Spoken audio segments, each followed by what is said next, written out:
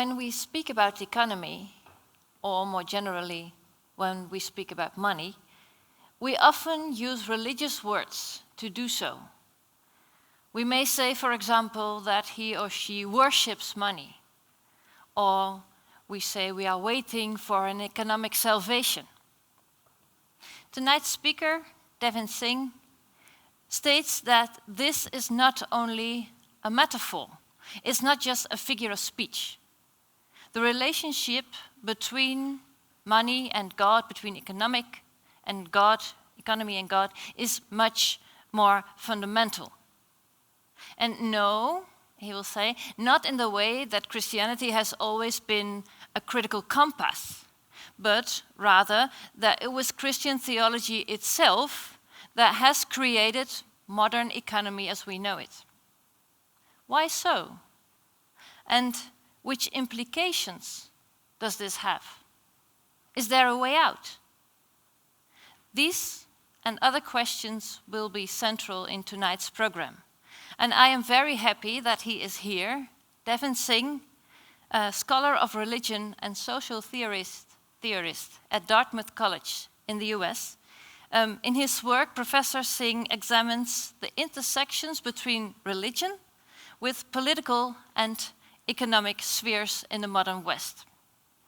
This evening is presented to you by Radboud Reflects and the Center for Catholic Studies, especially Professor Joshua Fernal, who has invited Devin Singh to be here tonight and present his latest book, Divine Currency. The program for tonight is quite straightforward. Welcome.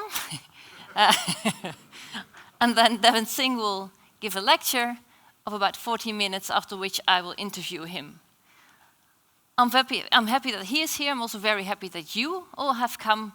My name is Lisbeth Jansen. I'm a program manager at Radboud Reflects. Devin Singh, the floor is yours.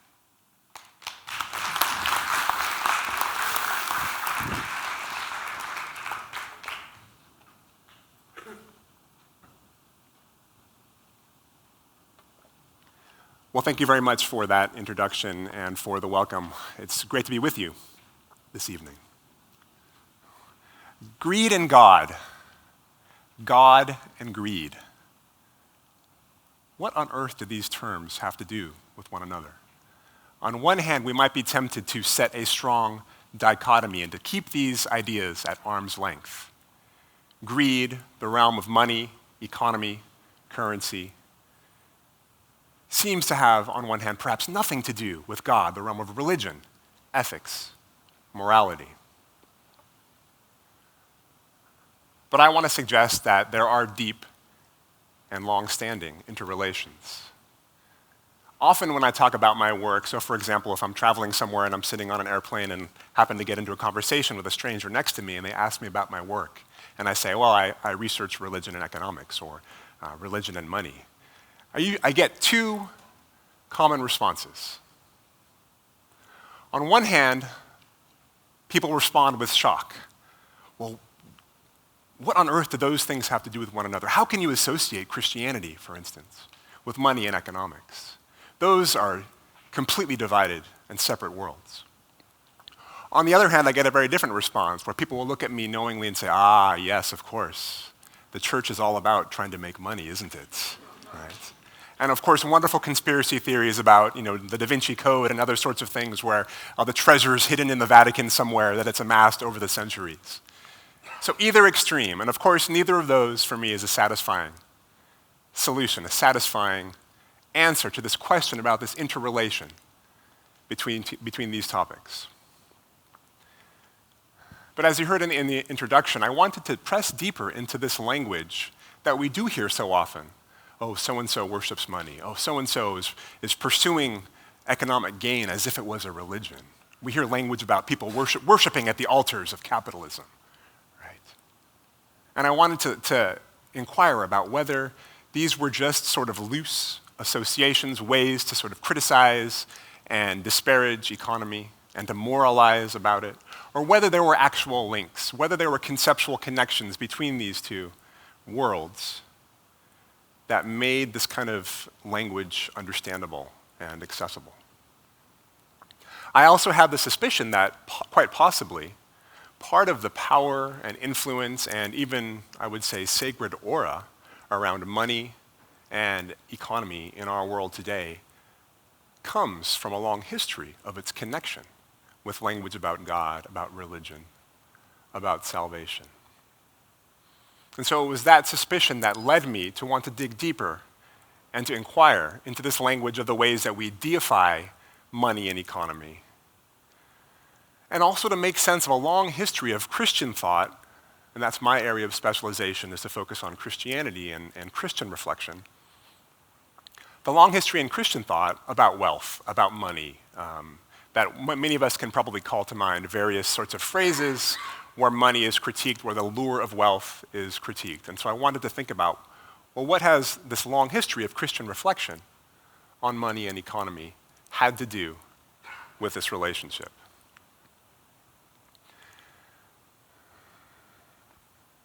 So as I mentioned, it is common to speak about this tendency that we find, and my area of focus is on, broadly speaking, the modern West and its association with capitalism. This tendency that we find to want to idolize, deify, to set money up on some sort of pedestal, to seek it, and to subsume and submit all of our other life pursuits into gaining access to money. Where did this come from? And was there anything more that Christian thought or Christian theology could do than simply to use language of condemnation and moralization? Because it's been doing that for centuries, frankly. The church has criticized the love of money and the pursuit of money for its entire existence. And yet, on one hand, it's unclear whether that's had any effect. And on the other hand, what does it mean that these cultures that are shaped by Christianity with its negative moralization of money are some of the cultures that were responsible for all these innovations in economic techniques and notions of debt and exchange, accounting and calculation? Perhaps there was something about that Christian thought that was present in those cultures that contributed to these new economic ideas. What did it mean that the church was always resistant, for instance, to usury, to lending of money at interest, and yet those communities developed ideas of the mortgage and certain types of loans and exchanges that were innovations that made capitalism explode and take off around the world? What do we do with those tensions? And does money then have some sort of sacred aura or intrinsic appeal? So on one hand, we have the negative moralization we find in religion. On the other hand, we have perhaps the embrace of economy, an embrace and celebration of the joys and power that money brings us. And so this is a quote associated with Lloyd Blankfein, who is the CEO of Goldman Sachs. And this is attributed to him sometime in 2009, just after the financial crisis, when, of course, Wall Street is under all sorts of criticism for its practices, and there is a desire to find regulations and to get to the heart of what is rotten there in the financial services sector. And of course, he responds with a claim like this: we're doing God's work. So the issue is, how do we interpret a phrase like this? What are the possible ways we can read this? On one hand, of course, we can see this as, well, this is simply an example of arrogance. This is those that are so closely associated with monetary power and the power of capital setting themselves up almost like demigods, almost like saviors. Our work is so valuable that we're doing God's work. That's one way to look at it. Another option is to say, well, perhaps he really thinks that, yes, there are some excesses, there are some abuses, but at its core, this sort of financial services and the services provided are still benefiting society in some way. So it's God's work in the sense that it's still ultimately lifting all boats, as the saying goes. What I'm interested in is deeper connections, that perhaps when somebody like this makes this proclamation, although he's not aware of it, perhaps there are deeper, implicit connections below the surface between ideas of God's work, theology, God's activity in the world, and money and monetary power. there are other hints, other clues, other ways that we can see interesting connections here. And the prosperity gospel, as many of you may know, is a movement in Christianity that associates divine blessing with monetary acquisition. So as one takes a risk by giving one's money to a preacher or to the church, sacrificing in that way, that one will then receive material blessings in life. And so as a way to make economic gain and improve one's stature in one's life, one gives to the church or to the preacher. So the prosperity gospel makes very literal and very material the language of blessing in one's life. And it should show up in money, often also in health and other forms of wellness and prosperity. It's easy to caricature, to criticize, to dismiss movements like this and to say, well, these people are just corrupt, this is madness, this is silly. On the other hand, what if a movement like the prosperity gospel is something like a clue, a tell, a hint at a deeper, more pervasive logic in Christian thought? My position is that, like it or not, folks who would consider themselves Orthodox or mainstream Christians associated with the historical church can't too quickly dismiss the prosperity gospel as a heresy or a heterodoxy or something disconnected. They need to deal with movements like this that I claim are revealing something deeper about ideas that are there in Christian thought. So the prosperity gospel is sort of a limit case, an extreme form that's literalizing something, a connection that's there. One of the ways that I enter into this conversation can be summarized by a well-known book with which I'm sure many of you are familiar, by Max Weber, the German sociologist, about the Protestant ethic and the spirit of capitalism. And Weber's study early in the 20th century famously linked ideals and patterns and practices within the Reformed community in particular. He focused on Calvinists, but also talked about Lutherans and other Protestant movements, and innovations in capitalism and developments in entrepreneurial risk-taking, in notions of capitalist reinvestment in businesses. And for Weber, there were ideas that were present in these communities based on beliefs in predestination and needing to confirm one's status as one of the chosen, one of the elect, and choosing to do so through business success and financial success. And this is a landmark book that has defined historical sociology, but also has defined a field loosely of religion and economics. And so, of course, I had to think about this text and reckon with it. The thing about a study such as Weber's is that it might leave one with the impression that this linkage between religion and economics somehow started at the Reformation, that it was this sort of interesting synthesis that the reformers did that linked economics and ideas of theology.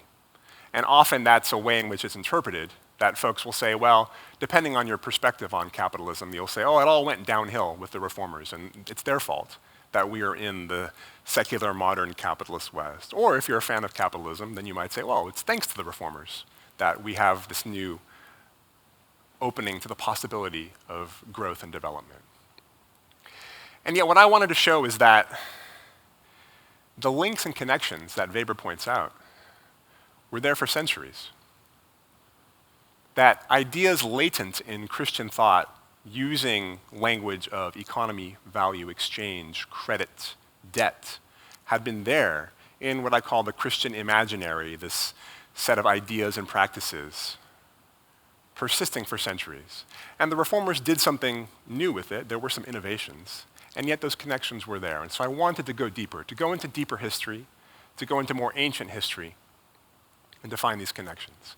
For me, I find that the study of ancient history is often very helpful in challenging our assumptions about what's standard or normal. It can disrupt our frame of reference for the present, provide us with new answers, new insights, new ways to think about our world today, and also gives us a longer sense of a genealogy, of where these ideas come from, and why we think the way we do today, why the institutions we inhabit function the way they do today, and how that may have been shaped by centuries of ideas and practices from an ancient time.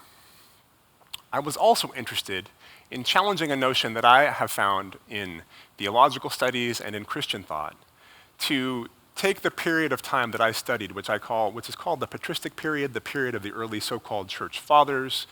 We're speaking about the 300s through the 600s or 700s, roughly, in the Common Era. That this period is often set up on a pedestal as the time of pure theology, pure doctrine, when all the foundational ideas of Christianity were being developed, and we had these councils like Nicaea and Chalcedon that formalized these ideas and made them authoritative.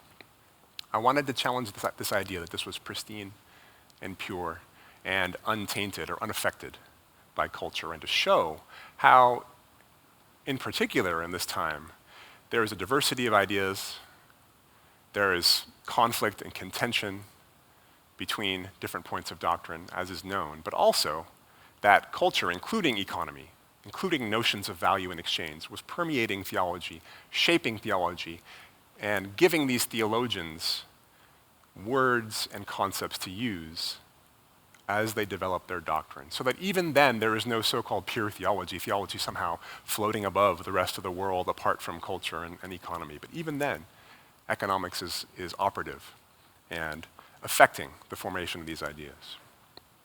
So tonight I want to talk about just three, and these are ideas that I explore in my book, and I'm going to summarize them for you. But three central concepts, notions in Christian thought that show the linkage.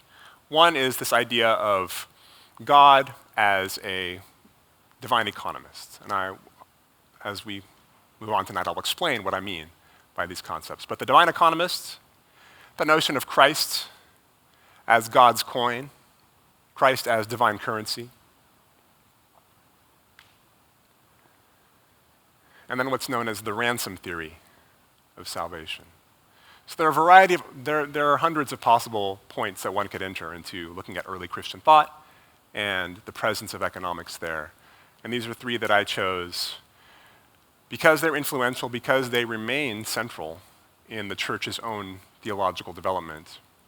And they show, in my opinion, very clearly the linkage between economic language, metaphors, words, and theological language, metaphors, words, such that concepts from economy are borrowed and used in theological arguments to prove certain points and to construct certain images of what God is like and how God interacts with the world and with humankind. And those images, those doctrines, those ideas, I claim, have social effects. They have political and economic effects. Those are not just isolated ideas floating around in the heavens. Eusebius of Caesarea is one theologian that I take some time to consider. He was influential in the development of early doctrine, was considered the father of church history, wrote one of the first influential narratives of the history of the church, defining it from the perspective of God's hand of providence, orchestrating events in the world. He is also much maligned, much criticized. Often church historians and theologians want to dismiss Eusebius because of his embarrassing enthusiasm for Constantine, the first Christian emperor. And that political association, the church has found embarrassing, although I claim it's not. Eusebius is not actually unique in that regard. We can find that example among many theologians in various periods. And again, that is us importing back our own sorts of suspicions about the interrelation between religion and politics. And then somebody like Eusebius is dismissed to say, oh, he can't be a serious theologian because he's too enthusiastic about Christian empire or about Constantine as the first Christian emperor. And we need to wrestle and grapple with those connections and deal with them as problematic as they may be.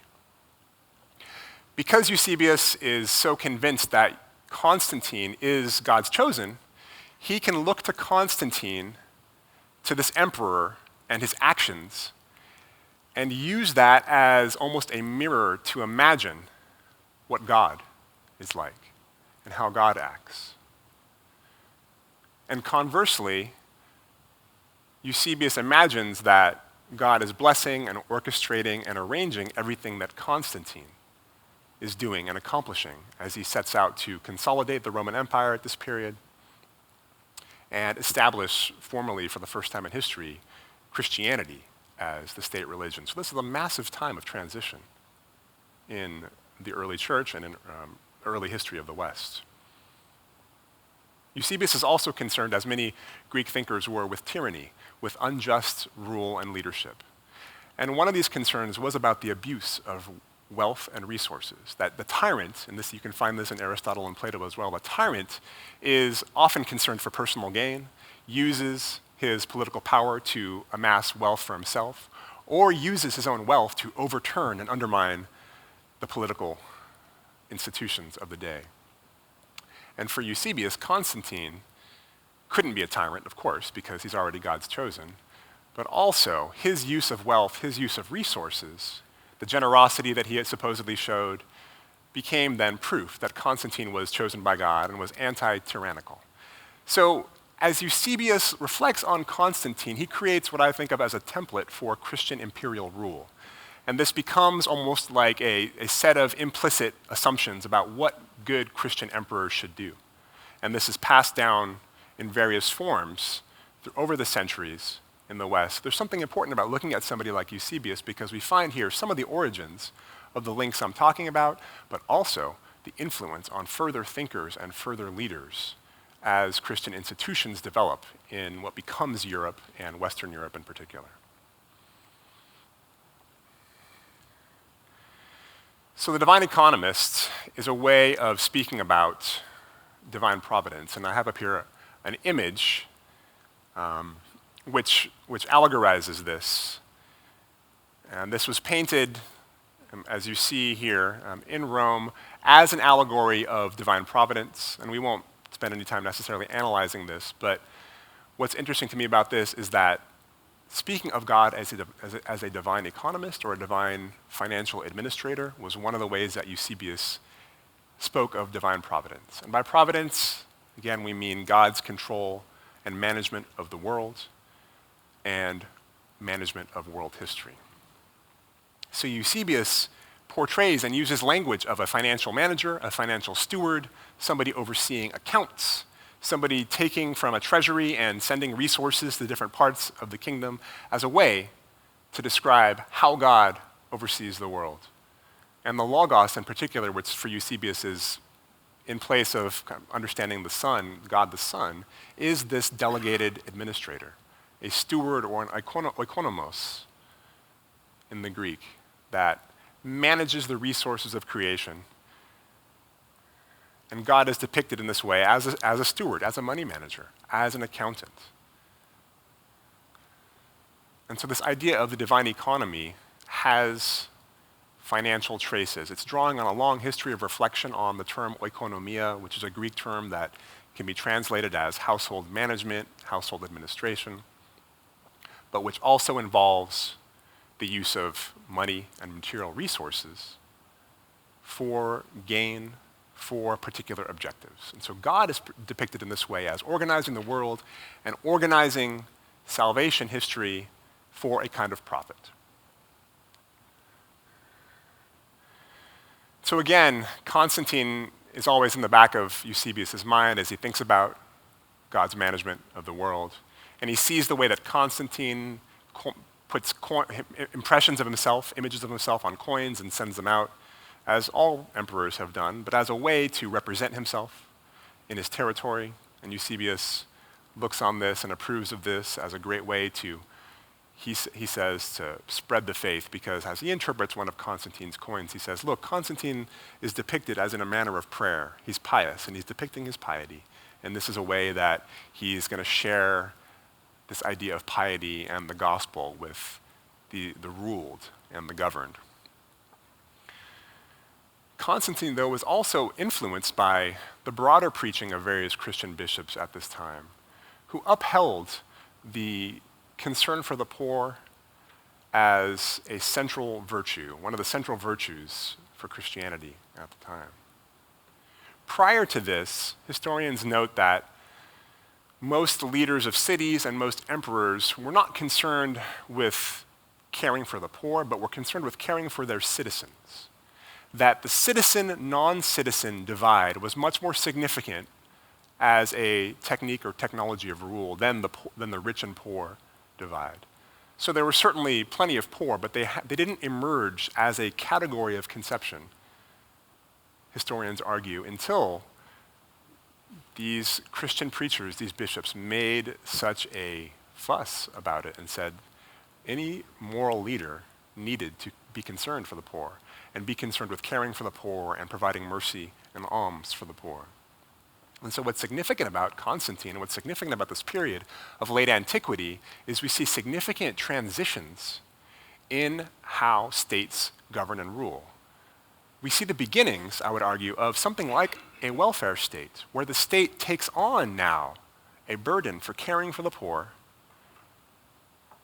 As it reaps funds through taxation, part of that money then is redistributed as alms for the poor, as well as benefaction for the church. So two significant innovations that happened in this period.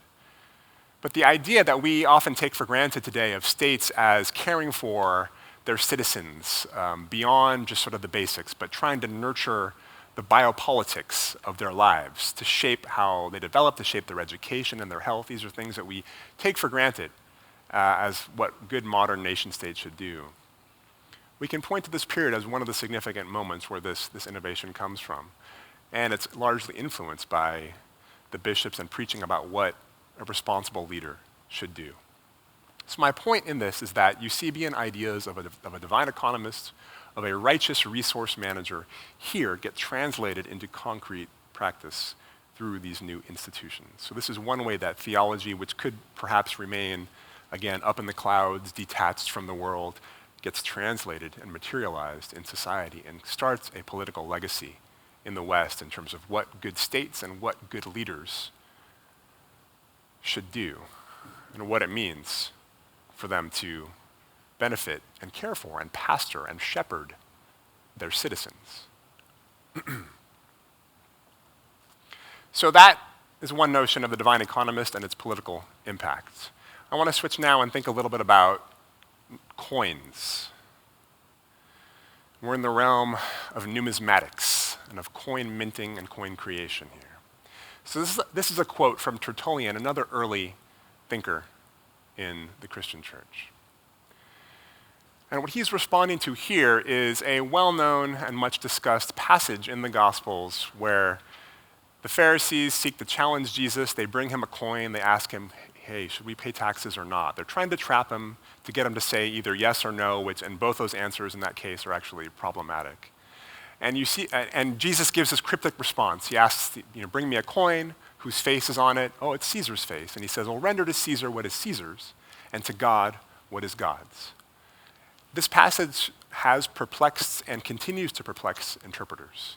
There are a variety of interpretations of what this might mean, what this is about. And this is part of what Tertullian contributes to this conversation. And there's a whole tradition emerging out of this that agrees that, well, what's important here is that, yes, we have these coins, and sure, we'll pay taxes, we'll give them to Caesar. That's not significant, that doesn't matter. Yes, those belong to Caesar, so sure, we'll give them to him. But what's more important is the idea that humans now somehow are like Caesar's coins, and that they should be given back to God. So what might that mean, and what is that about, right? And for Tertullian, it's some sort of idea of worship and devotion, that we devote ourselves to God, as we could imagine somehow coins being devoted back to the emperor. So how does he make these comparisons? How does he make these links? So part of what he's drawing on is a long history of association between money and the image, the power of the image. These are images from some of the first coins that were found. They were dug up in Lydia in Asia Minor, which is present-day Turkey. This is where the first coins are thought to have been minted. And some of the earliest coins, interestingly enough, only had images. They didn't have denominations of value on them. They didn't stipulate exactly the value. What was important was the image, which told you what center of power it came from. What authority, what minting authority, what leader of a polis or empire created this, minted this, and therefore, under whose authority are you buying and selling and trading? So there's a powerful link between the image and money that's, at least in the case of coins, as old as coins are. There is also, in the Roman period, a strong connection between the imperial image and the power of the emperor himself. So in the period of the Roman Empire, obviously the emperor was the highest authority, but obviously also could not be present everywhere to oversee the functionings of interactions, politics, transactions. And so a deep ideology was created of the imperial image, the power that the image had, whether in the case of statues, little figurines, or even coins with the head of the emperor, that wherever that image was, the emperor was present. So if you wanted to undergo some sort of contract and you wanted to swear an oath and make this a very binding and very somber situation, an image of the emperor would be there looking down upon this, blessing this, ratifying this as an official formal transaction. If you wanted, for example, to seek political asylum, obviously the best, and to flee persecution from somebody else, ideally, of course, you would find the emperor and grab hold of his ankle in symbolic submission to the emperor to say, protect me. Obviously, nobody has access to the emperor and the emperor's body itself, right? So you could go to a statue and lay hold of the ankle of a statue and claim asylum and I claim the protection of the emperor here, whatever sort of punishment is coming, we need to stop this and seek other kinds of action. You could hold on to a coin and do the same thing. Similarly, whatever you did with these coins, for example, were taken as acts committed against the emperor. So, for example, if you had a coin in your pocket and went into a toilet, technically, you could be charged with profaning the image of the emperor. You could be charged with treason. So if you really hated your neighbor, somebody you didn't like, you could accuse them of this, and if they were found with a coin in their pocket at a public toilet, technically, they could be charged with treason because they have profaned the image of the emperor. That's how close this connection between the imperial image and statue, or in this case, the coin, was. It was invested with that power. So that provides some conceptual backdrop as we think about how it is that these Christian thinkers are beginning to make links between humans and God. And so what I want to suggest is that there was a theology of humans being minted in God's image, like coins. So on one hand, we find lots of language about the Son of God, and we're speaking in a Trinitarian sense here of the Father, Son, and Spirit, that the Son was the perfect image of the Father, imaging the Father for all eternity. And out of that, when we speak of humans made in the imago Dei, the image of God, they're made in the image of the Son. So numismatically, spoken of in terms of coining, humans are these blank coins, a fresh coin that is then hammered and stamped with a particular image. And that image, in this case, is the Son of God. And so that provides the conceptual link, so that a thinker like Augustine can say something like, the humans are God's coins with intelligence and a kind of life. In the same way that coins are stamped with the image of the emperor and represent the emperor throughout his territory, humans also have been stamped with the image of God, their king, their emperor in heaven. And so humans have a certain kind of worth, a certain kind of value, and should reflect their origins, where they come from as being created by God. So already there, we have an interesting monetary numismatic link between humans and coins, which may strike us as odd. It's very common today in our contemporary discourse to want to distance financialization from human value, right? It's often scandalous to suggest that we can put a monetary price on a human life. We want to speak about human life as being infinite, as being non-quantifiable, as being somehow exceeding the terms of calculation. And yet here we find this interesting suggestion that humans are linked with coins, that humans are monetized in some way. And again, we can read this as troubling or problematic or not, depending on your interpretation of the actual impact that these ideas have. But I argue that we can move from there, from the idea of humans as coins, to the idea of Christ as God's coin as well. So this is how the logic works. In the incarnation, Christians proclaim that Christ is the manifestation of the Son of God. The Son of God enters the human realm, takes on human flesh, becomes the perfect, the ideal human, clearly representing and imaging the Father in the world. Christ becomes the paradigm, Christ becomes the central point that all of humanity, all of creation can be organized around as the ideal incarnation. So, if humans are also depicted as coins, as God's coins representing God in the world, then when Christ enters the human realm, Christ is also, can also be portrayed numismatically, portrayed as a coin. The ideal coin, the perfect coin, the coin of ideal purity and weight, untainted, the coin that sets the standards, that sets the accounts correct, that all other matters can be judged by and set into conversation with. So the language of accounting, the language of coining can enter into this set of discourses around Christology, incarnation, salvation. And Christ as the ideal coin also then becomes the foundation for ideas of salvation as redemption, as being bought back, which we'll talk about in a second with this notion of ransom. But it's because of this fundamental implicit logic of Christ as currency, Christ as the ideal coin, that we can then move on to claims about humans being somehow bought back, purchased back to salvation. One interesting historical instantiation of this, and there are various things we can point to, but what I like about this, and this is what's called the Christ coin of Justinian II, the end of the 7th century. This is the first time that the actual face, the icon, the image of Christ is put on a coin. Certainly we had examples previously of crosses put on coins as an effort under Constantine to Christianize money. But this is an interesting watershed moment where the icons of Christ that have been circulating and used for worship, this one image of Christ is used and imprinted and put on the coin.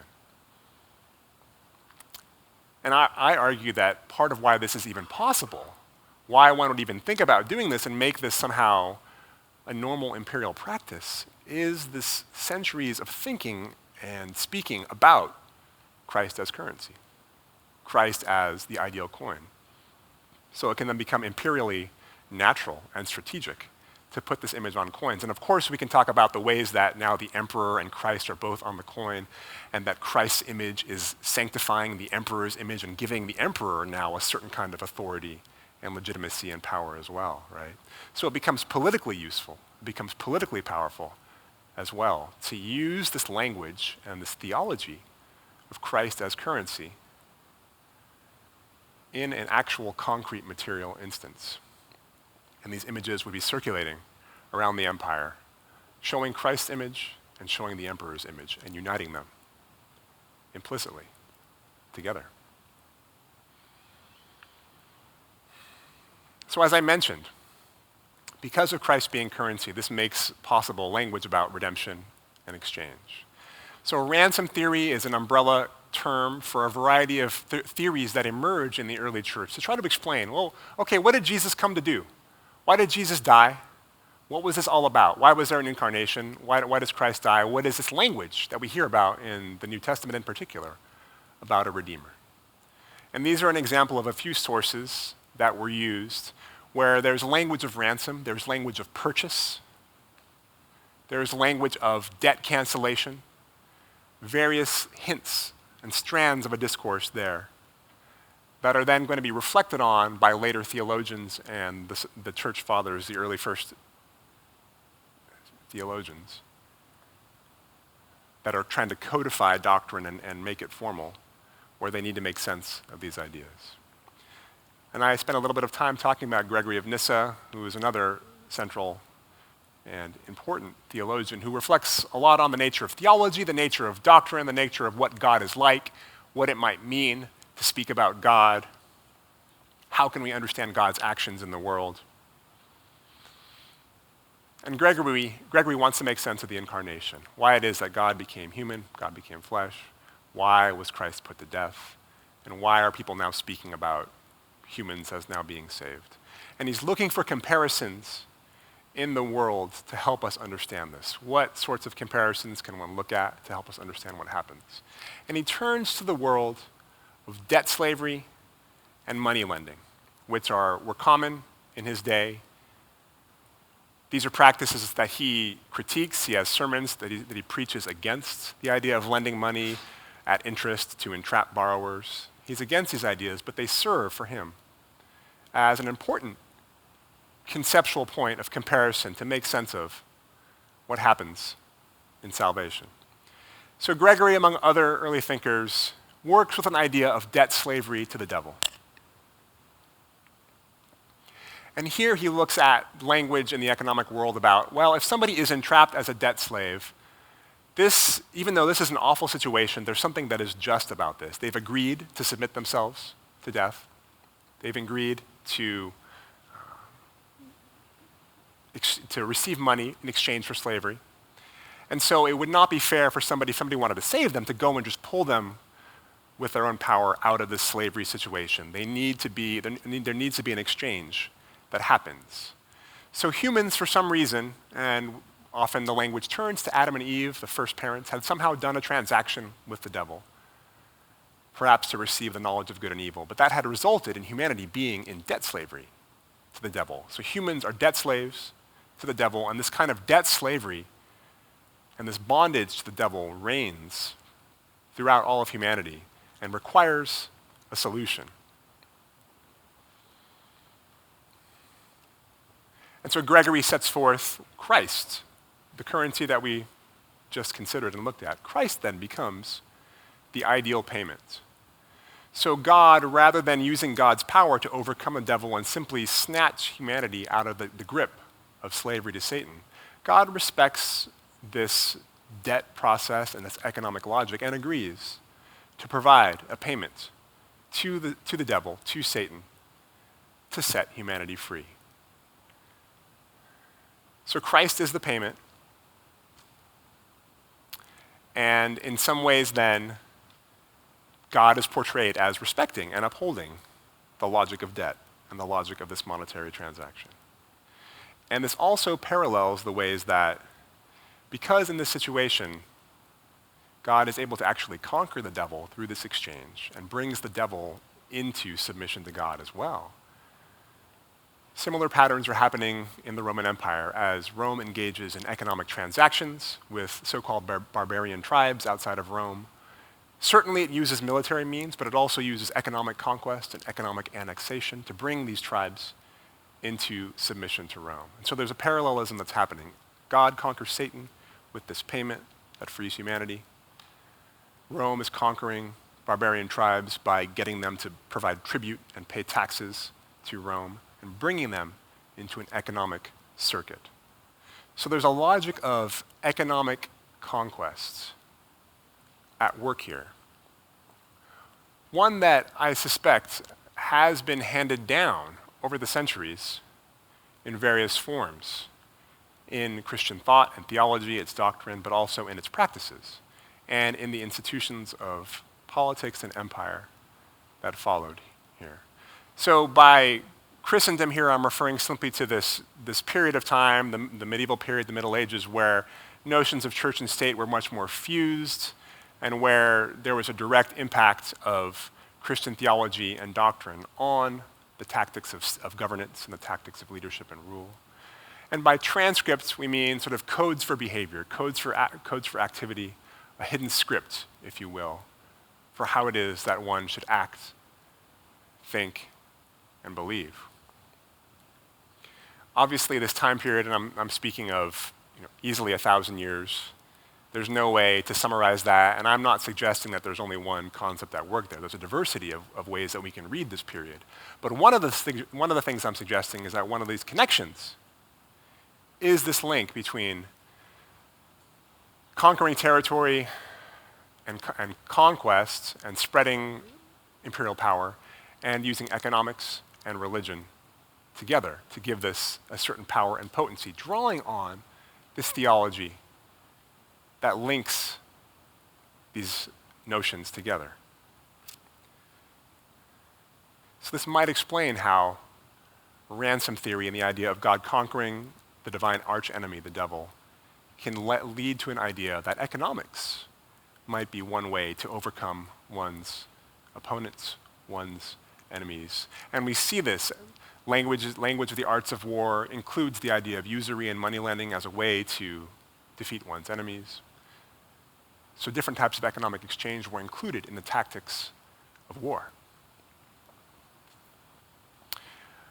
I want to talk briefly about one early modern link. And again, there are a number of potential examples, a number of potential ways that this may have been handed down. An easy one to go to is the notion of the invisible hand, associated most often with Adam Smith, who in his early theorizations of the market speaks about the market self-correcting and the notion that individual self-interested and selfish actions will still accumulate to the net benefit and the net good of the society. He speaks of an invisible hand that orchestrates these things, so that even if I'm pursuing my own profit and selfishly pursuing my own gain, that self-interest is somehow still going to accumulate to the good of everybody else. And it's the language of the invisible hand that, for Smith, sort of comes in as almost a savior, a conceptual savior, to make sense of this and to make this possible. Historians of the period note that there are debates happening during the Scottish Enlightenment when Smith is writing about how God governs the world. How exactly is creation functioning? We know this is a time period when deism emerges as an idea, and this is the notion that God has set the world into motion and created these laws, these scientific physical laws that we can observe, but that God has now stepped back and that the world is sort of self-governing. But it was still from God that these laws emerged. So there are debates about providence, thinking back again to this idea of the divine economists. There are debates about how God manages the world. And so one can see, and others have done this and made the connections, that in the background of Smith's theorizing of how the market might somehow miraculously always reach equilibrium are assumptions about a supreme being with intelligence that ensures that the world will continue to function in the right ways. So economists such as Smith transferred notions of physical, predictable laws in the cosmos to the market and to society, and to say that the market now can be construed as a mini cosmos that has its laws that are predictable and governed, and that they're self-governed just the way that God had designed the cosmos and created the universe. And many economists today will continue to debate the notion of equilibrium. Equilibrium has technically never been observed. It remains a theory. And economists debate whether it actually merits being such a central theory in economic theory, of whether this idea that markets will eventually always correct and balance each other out. Many see that as a kind of implicit theology, a faith claim that economists make, that markets will always self-correct and improve and, again, benefit everyone in the long run, even though they seem to be doing all kinds of damage in the short run. There's also perhaps a troubling link to our colonial history in the West and ideas of development and salvation. So what do I mean by that? So probably most of us have heard, and it never ceases to be repeated, that colonialism and the missionary movement went hand in hand. That as missionaries went out to proclaim the gospel, colonists accompanied them. Often they were the same person, right? And that arriving in a new territory to proclaim to somebody their need to know of the saving message of Christ also came with extracting resources, subjugating peoples, taking land, creating private property and whatnot. And there are ways that we can read this, some optimistic, some cynical.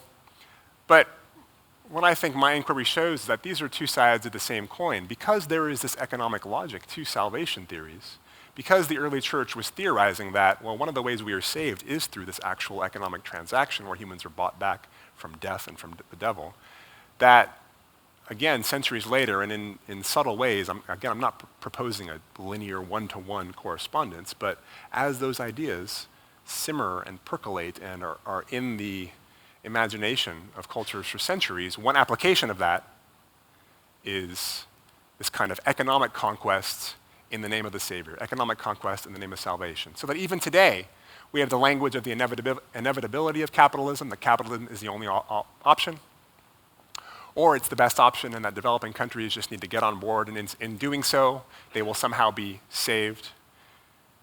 And so capitalism and economic development is given a kind of sacred aura and a salvific, redemptive aura, partly, I suggest, because of this long-standing link with salvation theory. So can we think otherwise? What are the alternatives? And this is something that we should talk about and discuss. For me, part of where it starts with is knowing this history and understanding these conceptual links and where this comes from. And not moving too quickly necessarily to trying something new, trying some new intervention. When can we get the revolution started, right? But an awareness of the various tactics that have already been attempted, but also these long-standing links that have become so naturalized for us that I like the comparison that we are like fish in water trying to understand what wet means. We're so immersed in these notions. And as a comparison idea, the metaphor of God as a king, we know has affected notions of rule and kingship for centuries. That because God was portrayed as a king, kings themselves became divine, or at least got a sort of divine aura, right? So we know in political theology and political history of this connection. What I'm trying to expose is that just as God being described as a king has affected politics, God being described as a coin or an economist or a money manager has affected economy in ways that we have yet to fully appreciate and fully discover. And when we do, perhaps then we can find our way out of the various messes that we're in. Thank you.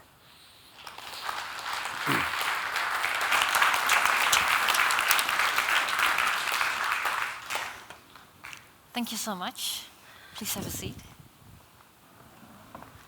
I think you've given us a lot of food for thought. And what I have forgotten to say in my introduction is that there will, of course, also be time for your own questions. I will start with a few and then I will give the floor to you. Let's just, for my own understanding, let's start with the beginning. And I don't mean the historical beginning, but the idea that I think a lot of us have, that capitalism was able to flourish because here in the secularized West, we are no longer under the control of religious norms. You say that's not true.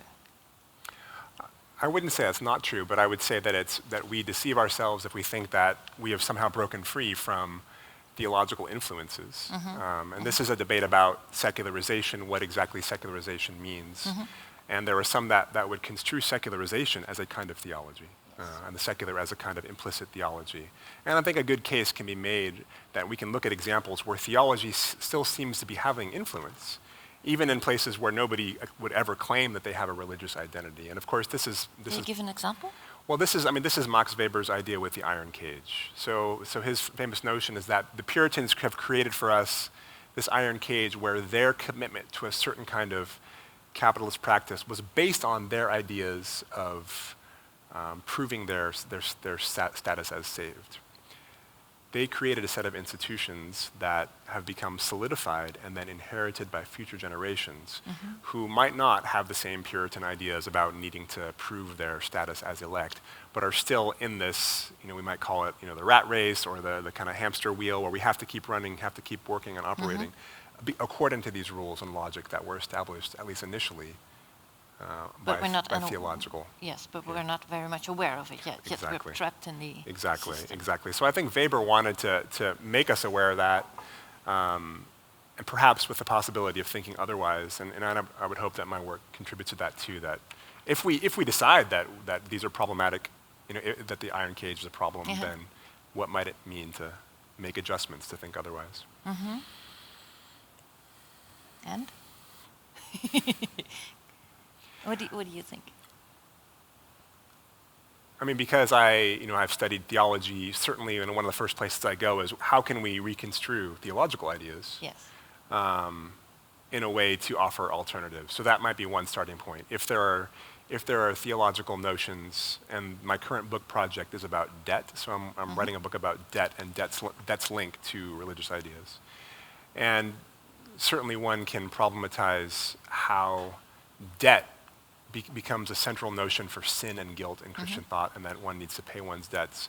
So perhaps language in that way needs to be rethought and reconfigured, and we can speak about salvation as not being bought from debt, as we saw with Gregory of Nyssa, but a restored relationship with God. Perhaps there are other ways that one can speak that are not necessarily going to give economics the kind of power it's been given because it's associated with this theological language. Yes.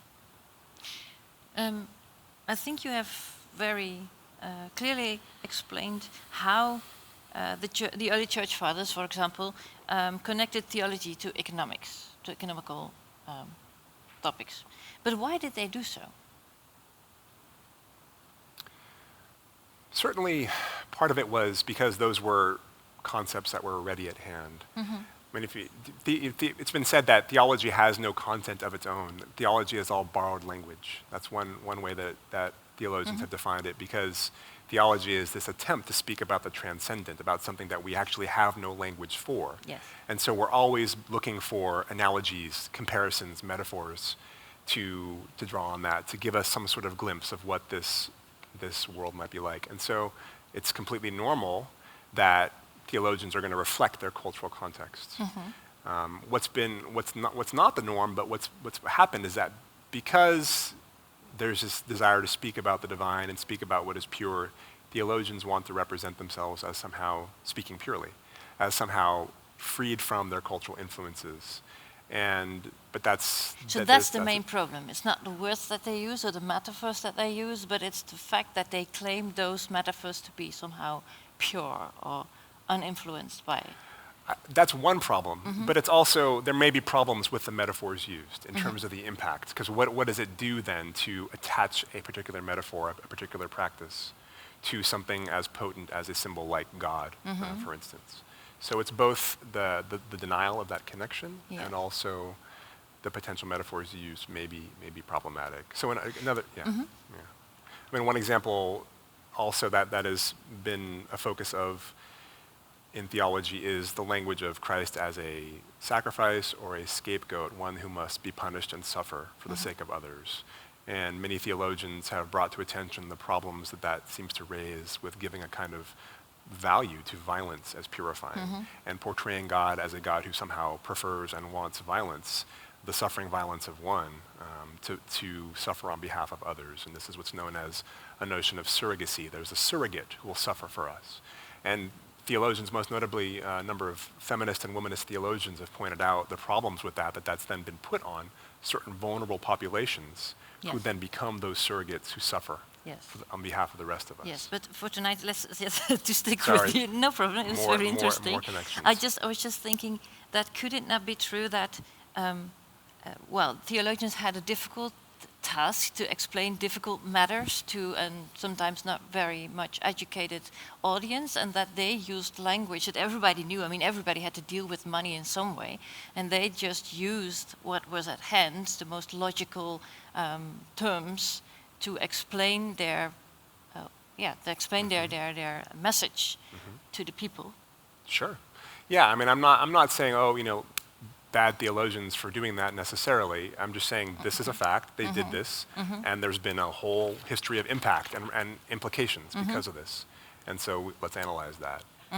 So it's not saying they should have found a different method. Again, I don't know if there was a different method, but it's awareness of the consequences of those choices. Yes. Okay. Yes. So you were also speaking shortly about how Christianity also developed the notion, or at least how the bishops said, we don't only have to take care of the citizens, but especially we have to take care of the poor. How do these two directions come together? I mean, first leading to, grabbing and greed, to put it very bluntly, and the other direction being we have to take care of the poor, we have to live in poverty, as some, let's say, Francis of Assisi preached. How do they come together? Yeah. So one of the ways that almsgiving and caring for the poor was justified was through the language of the self-donation of Christ. So because Christ was a kind of currency that gave of his own riches, so to speak, that Christ became poor for humanity's sake, so in the same way, humans should do that. So there was a pattern that was established that provided that.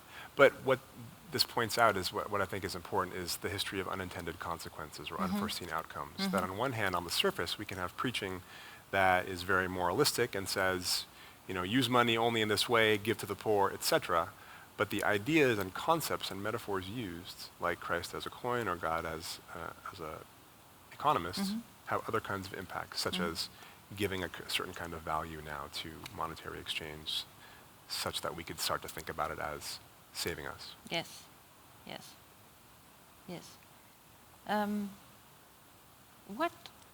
It's a completely different question, but what fascinates you with this topic? Why have you started to, why are you writing books on this topic?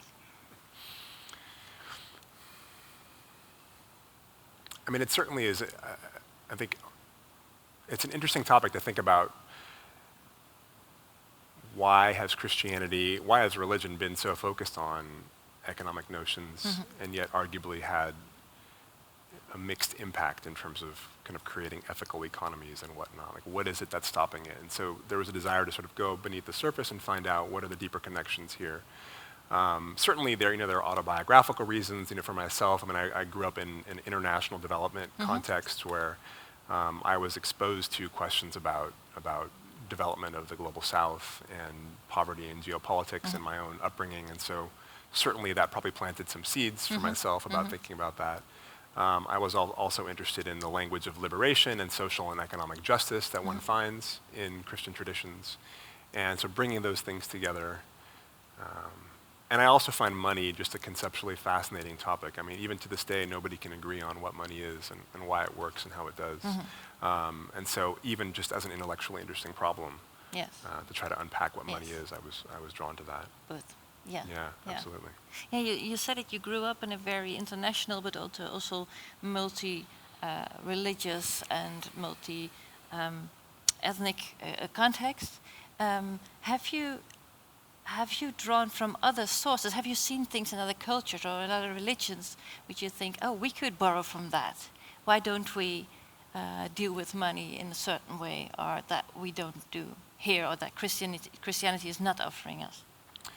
Yeah, I haven't spent time doing justice to those in terms of really researching them, but there are plenty of examples that one can find. And certainly there's been some talk, particularly after the recent financial crisis, about Islamic banking and Islamic finance as a potential alternative, as a way to at least institutionalize and safeguard the excesses of charging interest and of extracting Yes, debt. because within Islam, taking interest is forbidden. Right, yes. Exactly. So there are financial innovations that Islamic banking has provided that could be important alternatives that Western banking systems might consider, that might be integrated somehow. Yes. That would be one example. Okay. Yeah.